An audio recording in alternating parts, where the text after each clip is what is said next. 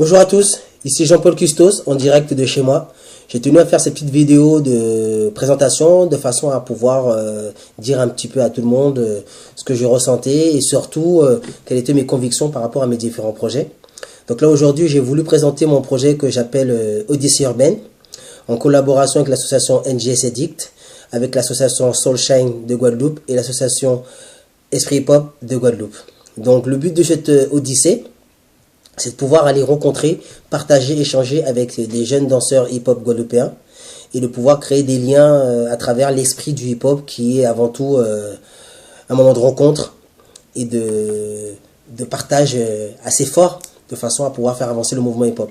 Parce que pour moi, c'est très important de mener un projet qui a pour vocation aussi d'apporter un plus à ce mouvement culturel qui existe maintenant depuis plus de 40 ans. Donc voilà, donc Odyssée Urbaine, comme le nom l'indique, on est là pour voyager. Mais le voyage se fait sous forme de camp. Et le but du jeu, c'est d'aller s'imprégner de la culture hip-hop dans un lieu où on va être à fond dans la danse. Alors, mis à part le côté artistique de danse, je voulais un moment où mon élève qui, lui, se sent à l'aise dans cette activité, dans cette danse, puisse le consommer sans modération. Donc déjà, pouvoir progresser énormément parce que voilà, danser 1h30 ou 2 heures dans un cours, c'est pas danser 7-8 heures comme là par rapport au camp. Donc là, il va y avoir des adaptations, en tout cas par rapport aux enfants, parce que dans ce camp, il va y avoir des enfants, des ados, des adultes. Et je voulais aussi pour éventuellement aider ceux qui ont des prétentions professionnelles de la danse, c'est-à-dire devenir danseur, comprendre qu'est-ce que ça peut être une journée complète, intensive, de pousser sur la danse, multipliée par 8 jours en l'occurrence, mais savoir qu'effectivement un professionnel, lui, c'est pas une fois de temps en temps qu'il se retrouve à 7-8 heures par jour, c'est régulièrement parce qu'il est sur des créations, des comédies musicales, des ceci, des cela, dans un cadre professionnel. En ce qui me concerne, je suis un passionné de la danse, mais mon métier, c'est l'enseignement de la danse. Donc voilà, la qualité que je peux pousser à travers ma danse ne vient que de ma passion et de ce que je défends pour la culture hip-hop, qui est pour moi un enchaînement de moyens d'expression. Donc j'utiliserai toujours ce mot, moyen d'expression. Le côté artistique professionnel, c'est une démarche que je mets loin derrière. C'est d'abord un moyen d'expression. Donc j'ai aussi pour envie de dire aux élèves qui vont pratiquer ce camp, comment s'exprimer au mieux à travers leur corps et à travers ces différents outils du hip-hop. Pour m'aider, il va y avoir des intervenants. Donc, monsieur Michael Larifla, alias Tarzan, qui lui habite en Guadeloupe, donc il fait partie de notre équipe et surtout porteur du projet en Guadeloupe de ce projet. Monsieur Dorian Lagier, qui danse avec moi depuis maintenant 7 ans dans le cadre du collectif TKF. Monsieur David Séjor, qui lui fait partie des premiers danseurs hip-hop. Donc, voilà, pour moi c'était important d'avoir au moins une personne qui représente la génération 80, parce que le fond de l'Odyssée urbaine, c'est aussi ce côté respecte la culture, respecte les personnes qui étaient là avant, comprend que tu ne peux pas commencer par Z, mais il faut commencer par A et développer toutes les lettres qui sont à l'intérieur. Ensuite, tu verras les mots que tu pourras créer, qui soient un petit peu plus du hip-hop old school ou du hip-hop new school. Mais cependant, il est important de commencer par les bonnes informations. À côté de ça, il y a notre invité qui s'appelle monsieur B-Boy Mathias.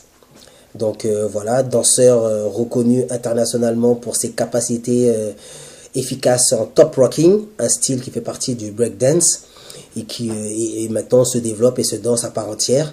Il a su développer toute une histoire avec, donc il a organisé son emploi du temps pour pouvoir être disponible une semaine sur la période sur laquelle on fait le camp. Donc le camp se fait du 4 juillet au 20 juillet. Donc on arrive à partir du 4 parce qu'il y a besoin d'adaptation par rapport aux horaires et tout. Certains arrivent le 4, certains arrivent le 6. Cependant, le camp lui-même commence le 8 juillet, lundi 8 juillet, et finit le vendredi 19 juillet.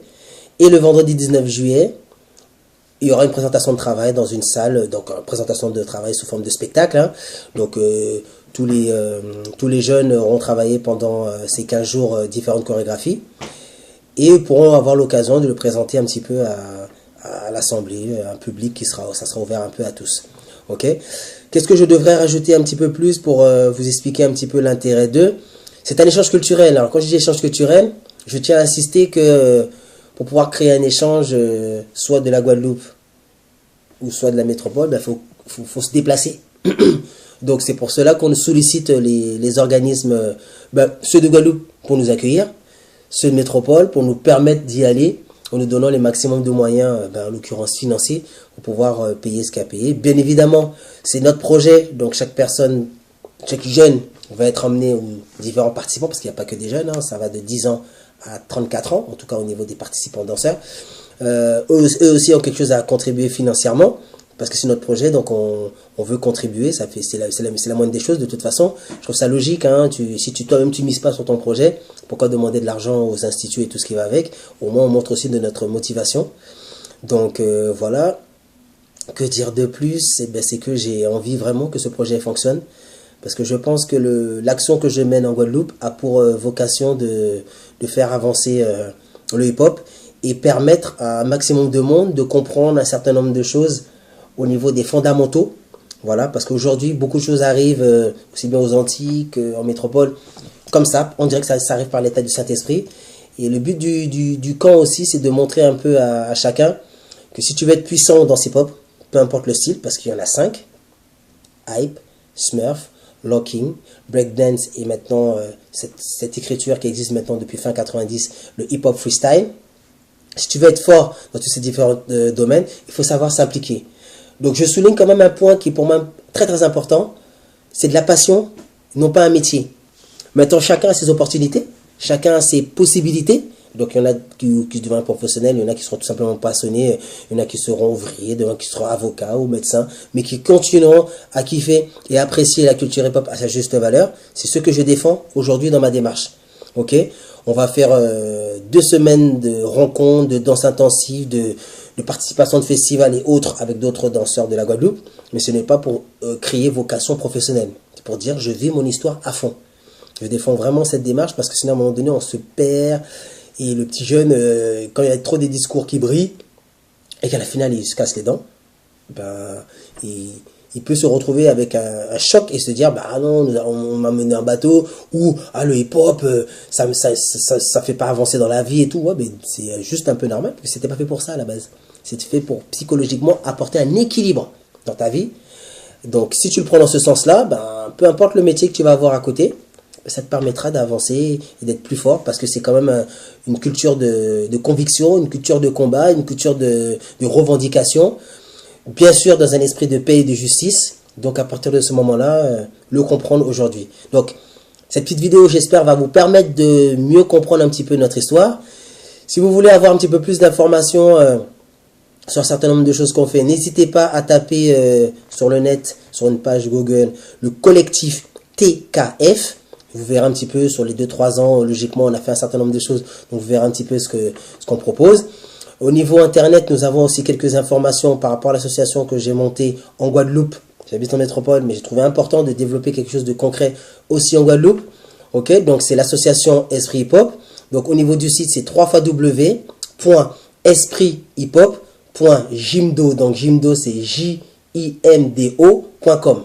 Donc dessus, vous avez des informations sur le projet, des informations sur les projets que je développe en Guadeloupe et ce que je suis et que je développe aussi ici. Donc voilà, donc, parce que je fais un peu la navette entre les deux, parce que pour moi aussi ce projet reflétait un peu mes deux cultures, la culture française et la culture antillaise que je vis ici, et les racines de cette culture qui est le gros cas, qui fera partie intégrante de ce camp de danse hip-hop, parce que voilà, je ne pensais pas, je ne me voyais pas aller jusqu'en Guadeloupe et ne pas faire pratiquer un minimum, en tout cas, mes jeunes de cette racine, de cette culture traditionnelle qui se trouve en Guadeloupe, donc qui est le gros cas. Donc merci à vous, merci aux différents partenaires, que ce soit sponsors, que ce soit subventionneurs, que ce soit participants, de prendre conscience que c'est quelque chose avec un fond authentique et qu'on tient à ce que humainement les gens passent une aventure de fou et que chacun qui a envie de se dire ça nous intéresse, qui n'hésite pas à nous contacter. Cette vidéo sera liée à un message mail, donc forcément vous aurez une adresse mail, vous aurez des numéros de téléphone pour nous contacter, donc voilà, n'hésitez pas. Donc en espérant que ces 10 minutes que j'ai pris de votre temps ne vous a pas posé trop de problèmes et que ça vous permettra de transpirer un petit peu plus et de faire comprendre que voilà, moi-même et mon collègue Dorian Lager, on encadre à peu près 450 élèves dans l'année et là on a voulu sélectionner à peu près une trentaine pour pouvoir leur permettre d'aller jusqu'au bout de leur passion, parce qu'on ne pouvait pas faire plus. Déjà 30, c'est quand même conséquent, plus les encadrants, ça fait déjà une équipe de 40 personnes. Mais en espérant que l'année prochaine, on puisse faire mieux. Mais déjà, voilà, c'est un bon point de départ, je pense. Donc merci à toutes les personnes qui nous soutiennent, toutes les personnes qui vont nous soutenir, et toutes les personnes qui croient en notre démarche, aussi bien moi-même que M. Lager, que ce soit NGS Addict, que Soulshine. Voilà, c'est grossièrement les 3 partenaires qui sont dessus. Et tous les partenaires locaux et tous les partenaires de Métropole. Merci à vous. C'était M. Custos Jean-Paul de l'association Collectif TKF et directeur artistique de l'association NGS Addict et passionné de cette culture depuis 20 ans. Merci, au revoir.